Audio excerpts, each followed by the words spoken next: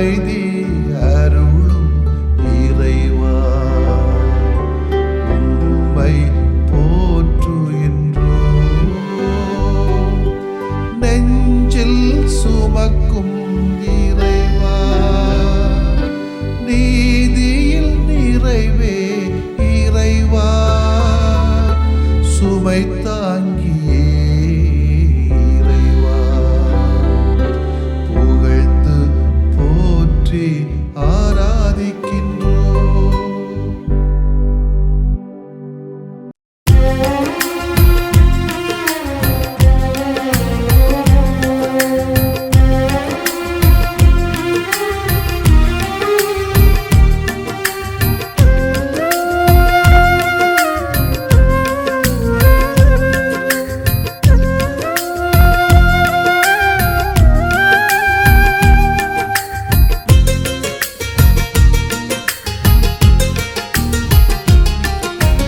அழகழகான அன்பு செயலால் அகிலம் இயக்கும் அன்பர்களே, அகிலம் இயக்கும் அன்பர்களே, நம் அன்றாட வாழ்வை கொண்டாடி மகிழ மன்றாட வருகையின் நேரமதில், மன்றாட வருகையின் நேரமதில், வருக வருகவே வரங்கள் பெருகவே வாழ்வின் பலியிலே, எழுக எழுகவே ஏற்றம் போக்கவே இயேசுவின் வழியிலே, அழகழகான அன்பு செயலால் அகிலம் இயக்கும் அன்பர்களே, அகிலம் இயக்கும் அன்பர்களே.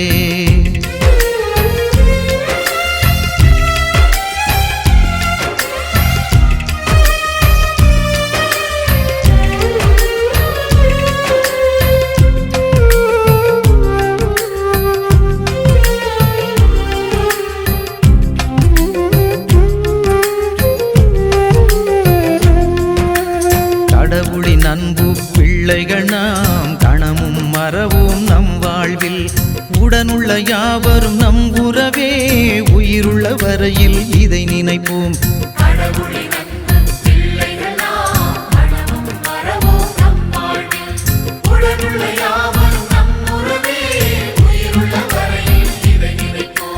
வாழ்வெனும் தேடலில் நல்லன செய்கையில் வாழ்விக்கும் இறைவனும் நம்முடன் இணைகிறார், நம்முடன் இணைகிறார், நம்முடன் இணைகிறார்.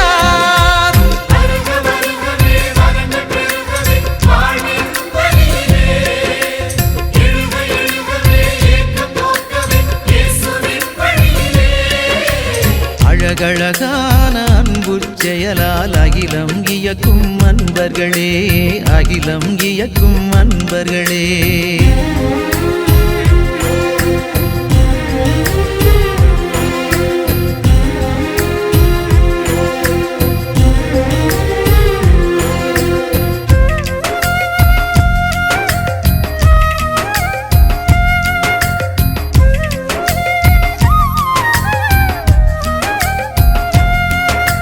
சாதியும் சமயமும் நமக்கில்லை, சமத்துவம் ஒன்றே நம் கொள்கை, நீதியும் நேயமும் நெஞ்சினிலே நிதமும் சுமந்தே சுடராவோம். சாதியும் சமயமும் நமக்கில்லை, சமத்துவம் ஒன்றே நம் கொள்கை, நீதியும் நேயமும் நெஞ்சினிலே நிதமும் சுமந்தே சுடராவோம். வீழ்ந்திடும் மனிதத்தை தாங்கிடும் பணிகளில் விடுவிக்கும் சக்தியாய் இறைவனும் எழுகிறார், இறைவனும் எழுகிறார், இறைவனும் எழுகிறார்.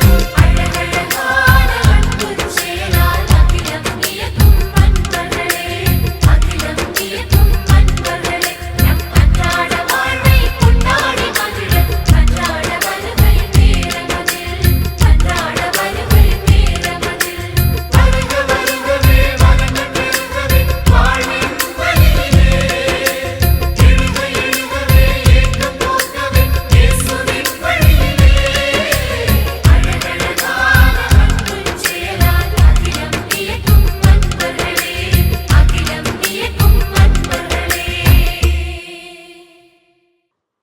லூக்கா எழுதிய நற்செய்தி அலகு 16 இறைச்சொற்றொடர்கள் 1 முதல் 13 முடிய. அக்காலத்தில் இயேசு தம் சீடர்களுக்கு கூறியது: செல்வர் ஒருவருக்கு வீட்டு பொறுப்பாளர் ஒருவர் இருந்தார்.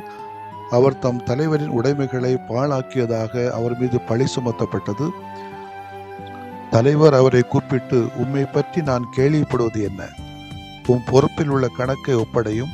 நீர் இனி வீட்டு பொறுப்பாளராய் இருக்க முடியாது என்று அவரிடம் கூறினார்.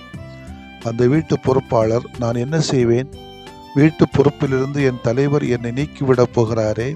மண் வெட்டவோ என்னால் இயலாது. இறந்து உண்ணவும் வெட்கமாக இருக்கிறது. வீட்டு பொறுப்பிலிருந்து என்னை நீக்கிவிடும்போது பிறர் என்னை தங்கள் வீடுகளில் ஏற்றுக்கொள்ளும்படி நான் என்ன செய்ய வேண்டும் என எனக்கு தெரியும் என்று அவர் தமக்குள்ளே சொல்லிக் கொண்டார். பின்பு அவர் தம் தலைவரிடம் கடன்பட்டவர்களை ஒவ்வொருவராக வரவழைத்தார். முதலாவது வந்தவரிடம், நீர் என் தலைவரிடம் எவ்வளவு கடன்பட்டிருக்கிறீர் என்று கேட்டார். அதற்கு அவர், 100 குடம் எண்ணெய் என்றார். வீட்டு பொறுப்பாளர் அவரிடம், இதோ உம் கடன் சீட்டு, உட்கார்ந்து 50 என்று உடனே எழுதும் என்றார். பின்பு அடுத்தவரிடம், நீர் எவ்வளவு கடன்பட்டிருக்கிறீர் என்று கேட்டார். அதற்கு அவர், 100 மூடை கோதுமை என்றார். அவர், இதோ உம் கடன் சீட்டு 80 என்று எழுதும் என்றார். நேர்மையற்ற அந்த வீட்டு பொறுப்பாளர் முன்மதியோடு செயல்பட்டதால் தலைவர் அவரை பாராட்டினார். ஏனெனில் ஒளியின் மக்களை விட இவ்வுலகின் மக்கள் தங்கள் தலைவரிடத்தில் மிக்க முன்மதி உள்ளவர்களாய் நடந்து கொள்கிறார்கள். ஆகையால் நான் உங்களுக்கு சொல்கிறேன், நேர்மையற்ற செல்வத்தை கொண்டு உங்களுக்கு நண்பர்களை தேடிக் கொள்ளுங்கள். அது தீரும் பொழுது அவர்கள் உங்களை நிலையான உறைவிடங்களில் ஏற்றுக்கொள்வார்கள். மிகச் சிறியவற்றில் நம்ப தகுந்தவர் பெரியவற்றிலும் நம்ப தகுந்தவராய் இருப்பார். மிகச் சிறியவற்றில் நம்ப நேர்மையற்றவர் பெரியவற்றிலும் நேர்மையற்றவராய் இருப்பார். நேர்மையற்ற செல்வத்தை கையாளுவதில் நீங்கள் நம்பத்தகாதவராய் இருந்தால் யார் உங்களை நம்பி உண்மை செல்வத்தை ஒப்படைப்பார்? பிறருக்கு உரியவற்றை கையாளுவதில் நீங்கள் நம்பத்தகாதவர்களாய் போனால் உங்களுக்கு உரியவற்றை உங்களுக்கு கொடுப்பவர் யார்? எந்த வீட்டு வேலையாலும் இரு தலைவர்களுக்கு பணிவிடை செய்ய முடியாது. ஏனெனில் ஒருவரை வெறுத்து மற்றவரிடம் அவர் அன்பு கொள்வார், அல்லது ஒருவனை சார்ந்து கொண்டு மற்றவரை புறக்கணிப்பார். நீங்கள் கடவுளுக்கும் செல்வத்துக்கும் பணிவிடை செய்ய முடியாது. ஆண்டவரின் அருள்வாக்கு. இறைவா உமக்கு நன்றி.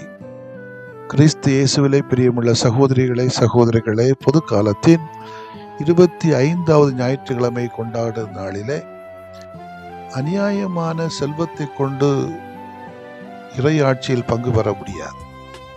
நண்பர்களையும் சேர்த்து கொள்ள முடியாது, கூடாது. எனவே செல்வமா, அருள் செல்வமா, பொருள் செல்வமா என்று கேட்டால் மூன்றிலும் முக்கியமானது அருள் செல்வம். ஆனால் பொருள் செல்வம் தேவையில்லை என்று யாரும் சொல்ல முடியாது. ஆனால் பொருள் செல்வத்தை மட்டும் வைத்துக்கொண்டு மகிழ்ச்சியாக இந்த உலகத்திலே வாழலாம், வாழ வைக்கலாம் என்று நினைத்தால் நாம் தோற்றுதான் போவோம். இது இன்றைய அனுபவம் நமக்கு சுட்டிக்காட்டுகிற உண்மைகள். பிரிட்டனில் உள்ள லோய்செஸ்டர் பல்கலைக்கழகத்தின் பேராசிரியர் மற்றும் ஆராய்ச்சியாளர் அட்ரியன் ஒயிட் தன் ஆராய்ச்சி கட்டுரையிலே, உலகிலே மிக செல்வாக்கான நாடாக அமெரிக்கா இருந்தாலும் மகிழ்ச்சி நிறைந்த நாடுகளில் உலகில் அமெரிக்கா 23வது இடமே வகிக்கிறது என குறிப்பிடுகிறார். எனவே செல்வம், பணம், சொத்து, நிலம் மகிழ்ச்சி கிடையாது. படிப்பு மகிழ்ச்சி கிடையாது. நிறைய நாடுகளான மால்டா, சிறிய நாடுகளான மால்டா, மலேசியா போன்ற மற்றும் கோஸ்டரிக்கோ மகிழ்ச்சியிலே உலகில் முன்னிலையில் இருக்கிறதாக சொல்லப்படுகிறது. ஆச்சரியமான மற்றும் அதிசயமான உண்மை, மிகச்சிறிய ஏழை நாடான பூட்டான் முதல் இடங்களில் உள்ள நாடுகளில் முக்கியமானதாக அமைகிறது. பரவசத்தின் வரைபடம் அல்லது பூகோளம் என்ற புத்தகத்தின் ஆசிரியர் எரிக் வெய்னர் அநேக நாடுகளை சந்தித்து மகிழ்ச்சியின் காரணங்களை ஆராய்கிறார் தன் புத்தகத்திலே. பூடான் குற்றங்கள் குறைந்த நாடாகவும், கொலையை பற்றி அதிகம் கேள்விப்படாத நாடாகவும், உலகில் யாரும் புகைப்பிடிக்காத நாடாகவும், உலகிலேயே தொலைக்காட்சியை கடைசியில் பெற்ற நாடாகவும், போர் வீரர்களை விட மதக்குருக்கள் அதிகம் உள்ள நாடாகவும் அமைகிறதாம். இது எவ்வாறு சாத்தியமாகும் என்ற நம் கேள்விக்கு ஆசிரியர் பதிலாக, காரணம் அவர்களுக்கு பணத்தை விட மக்கள் தான் முக்கியம். ஏழை நாடாக அவர்களுக்கு மனிதமும் உறவுகளும் தான் மகிழ்ச்சியை தருவனவாகும். அவர்கள் தேவையில் மற்றும் கஷ்டப்படுகின்றவர்கள் மேல் தனி கவனமும் உதவிக்கரம் ஈட்டு செயல்களிலும் ஈடுபடுகிறார்கள். பணத்திலும் சொத்திலும் முழு கவனம் செலுத்தி ஈர்க்கப்படுவது உறவுகளிடையே பிரிவினையையும் தனிமையையும் வெறுமையும் ஏற்படுத்துகிறது. இத்தகைய பழக்கம் சமத்துவ மற்றும் சகோதர சமூகத்திற்கு தடையாகவே அமையும். லூக்கா நற்செய்தியாளர் என்று ஒரு புதுமையான வித்தியாசமான இயேசுவின் போதனை உவமையை இன்று நம்ம வைக்கிறார். இது பணமும் பொருளும் விரும்பி ஒரு உண்மையில்லாத நேர்மையில்லாத ஏமாற்றுகிற பணியாள் எவ்வாறு தன்னை மாற்றிக்கொண்டு சக மற்றும் தன் பொறுப்புக்குட்பட்ட வேலையாட்களை தொழிலாளிகளை சகோதரமாக கருதி அணுகி அவர்களுக்கும் அனைவருக்கும் மகிழ்ச்சியை பெற்று தந்ததை குறிப்பிடுவதாகும். அப்பணியாளரின் இத்தகைய செயலானது உரிமையாளருக்கு பெருமையை, பணியாளரின் மேல் உயரிய நம்பிக்கை உருவாக்கியது. இறைவனின் பார்வை ஆமோஸ் வழியாக பாதிக்கப்பட்ட தரித்துவிடப்பட்ட ஓரங்கட்டப்பட்ட மக்கள் மேல் பட்டு அவர்களை சகோதரமாக ஏற்ற மகிழ்ச்சியோடு இஸ்ராயேலுக்கு அழைப்பு விடப்படுகிறது. உரிமையாளர் தன்னுடைய பணியாளரின் சகோதர மனிதநேய அணுகுமுறையிலே காணும் மகிழ்ச்சியை நாமும் காண வேண்டியது ஆகும். இதுவே இந்த இறைவார்த்தை நமக்கு கூறுகிற செய்தி. நான் நம்புகிற கடவுள் யார் தெரியுமா? ஏழைகளை வறியவரை தூக்கி நிறுத்தக்கூடிய கடவுள்.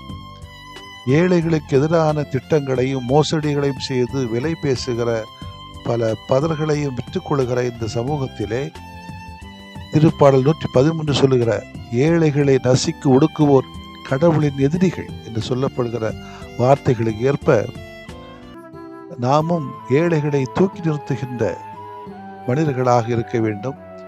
பணக்காரர் பொதுவாக பண ஆதிக்கம், பணத்துக்காகவே வாழ்வது, வேலை செய்வது.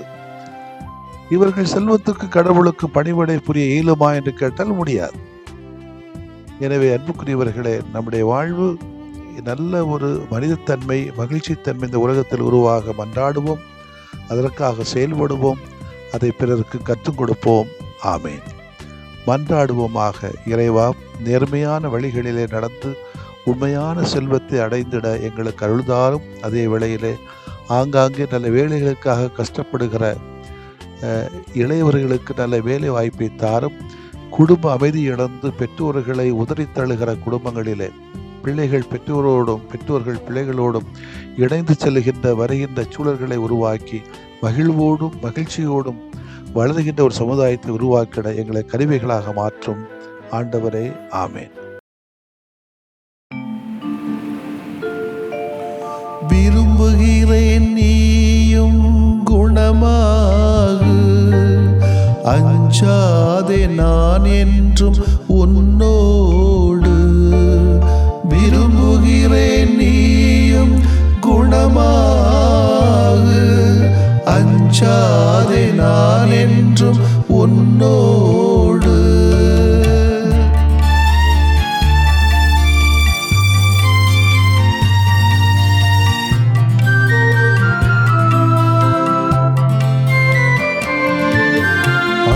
அலையாய் துன்பம் வந்த போதிலும்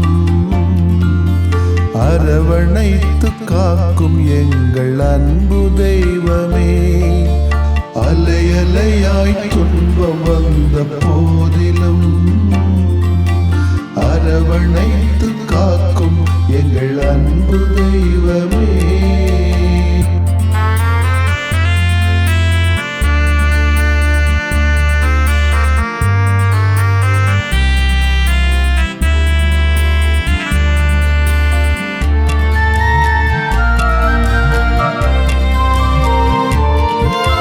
கடும் காய்ச்சலால் அவதியுற்றோம் தெய்வமே, உடல் வலியால் நொந்து போனோம் தெய்வமே. கேட்கும் குரல் கேட்ட மக்கு நலம் தாருமே, கேட்கும் குரல் கேட்ட மக்கு நலம் தாருமே. அலையாய் துன்பம் வந்த போதிலும் அரவணைத்து காக்கும் எங்கள் அன்பு தெய்வமே.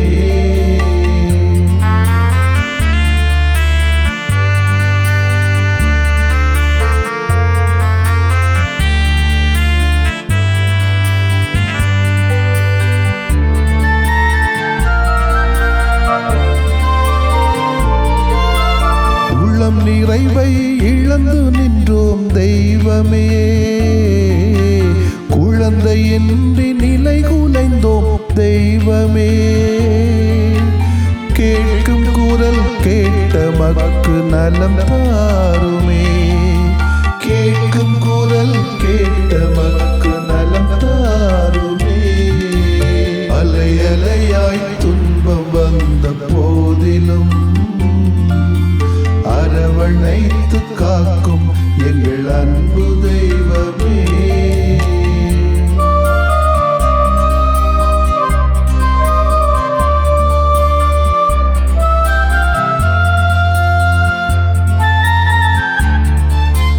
குடி போதையில் பேதையானும் தெய்வமே,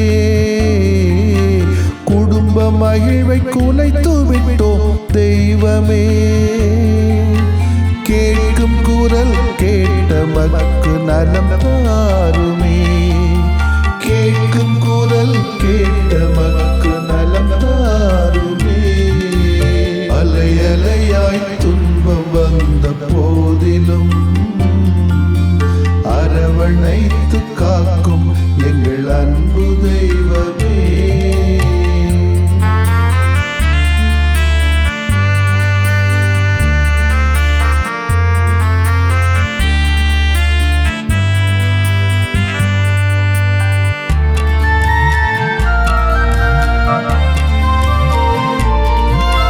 புற்று நோயால் பலமிழந்தோம் தெய்வமே, தொற்று நோயால் நிம்மதி இழந்தோம் தெய்வமே. கேட்கும் குரல் கேட்ட மக்கு நலம் தாருமே, கேட்கும் குரல் கேட்ட மக்கு நலம் தாருமே. அலை அலையாய் துன்பம் வந்த போதிலும் அரவணைத்து காக்கும் எங்கள் அன்பு தெய்வமே. அலை அலையாய் துன்பம் வந்த போதிலும் அரவணைத்து காக்கும் எங்கள் அன்பு தெய்வமே.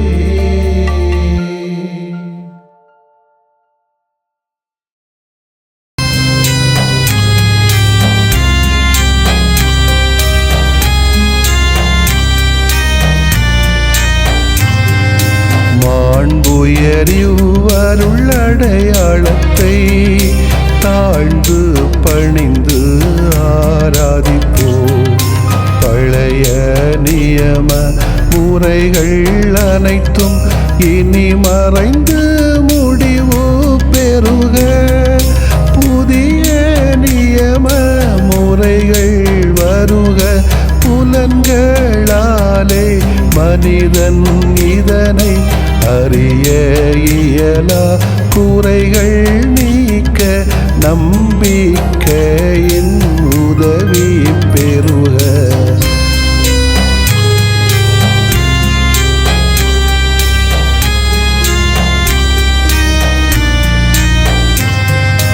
தந்தை அவர்க்கும் மகன் அவர்க்கும் புகழ்ச்சியோடு வெற்றியாக்கும். மீட்பின் பெருமை மாட்சிமையோடு வலிமை வாழ்த்து யாவுமாக. இருவரிடமாய் வருகின்றவராம் தூய ஆவியானவர்க்கும் அளவில்லாத சமப்புகழ்ச்சி என்றுமே உண்டாகுக. ஆமென். வானின்று அவர்களுக்கு அப்பமளித்தீரே, இனிமையெல்லாம் தன்னகத்தில் கொண்ட அப்பம் இதுவே. மன்றாடுவோமாக. இறைவா, இந்த வியப்புக்குரிய அல்வடையாளத்திலே உம்முடைய பாடுகளின் நினைவு எங்களுக்கு விட்டு சென்றீ. உம் திருவுடல் திருரத்தமாகியவற்றின் தூய மறைபொருளை வணங்கும் நாங்கள் உமது மீட்பின் பயனை இடைவிடாமல் துய்த்து உணர்ந்து மகிழ அருள்வீராக. தந்தையாகி இறைவனோடும் தூய ஆவியாரின் ஒன்றிப்பில் இறைவனா என்றென்றும் வாழ்ந்து ஆட்சி செய்கின்ற உம்மை மன்றாடுகிறோம்.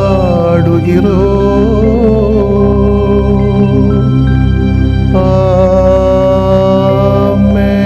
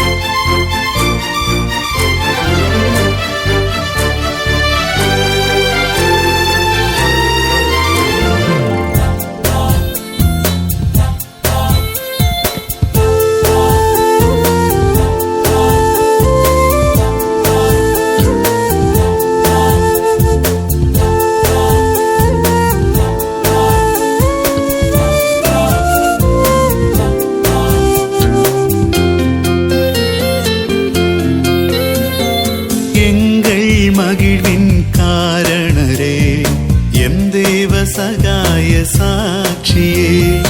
எங்கள் மகிழ்வின் காரணரே எம் தேவ சகாய சாட்சியே. பொதுநிலையினரின் மாதிரியே பொதுநிலையினரின் மாதிரியே எமில் பொதுநலம் மலர மன்றாடுமே. எங்கள் மகிழ்வின் காரணரே எம் தேவ சகாய சாட்சியே.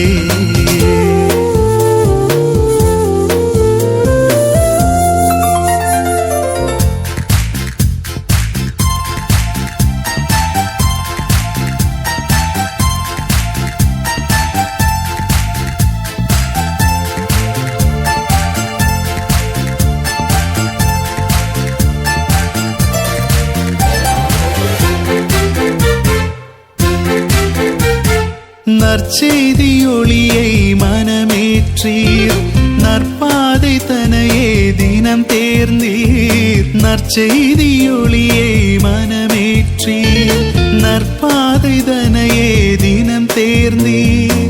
தடையாக துயரங்கள் தொடர்ந்தாலும் தடையாக துயரங்கள் தொடர்ந்தாலும் தளராமல் பயணிக்கும் பாடம் தந்தீர்.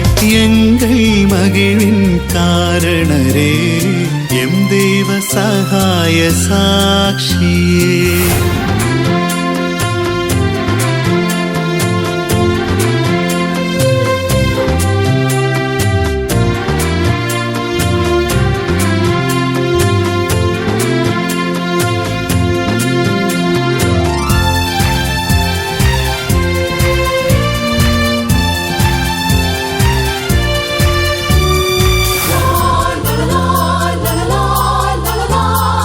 அஞ்சாமலே சுவின் அடி தொடர்ந்தீர் அதற்காக அனைத்தையும் துறந்து நின்றீர். அஞ்சாமலே சுவின் அடி தொடர்ந்தீர் அதற்காக அனைத்தையும் துறந்து நின்றீர். கவலைகள் அரணாகச் சூழ்ந்தாலும் கவலைகள் அரணாகச் சூழ்ந்தாலும் கலங்காமல் வாழ்ந்திடும் பாதை சொன்னீர்.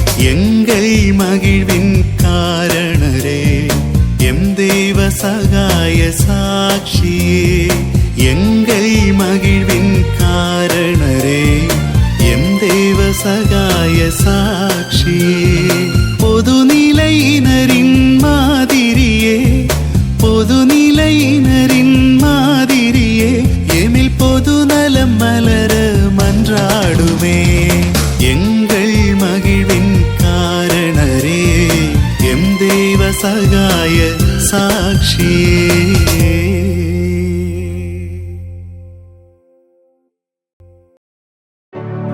நிலையான புகழுக்குரிய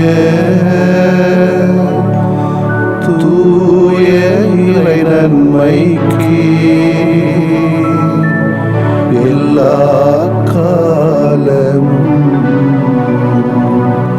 தொழுகையும் புகழும் போற்றியும் ஆட்சிமையும்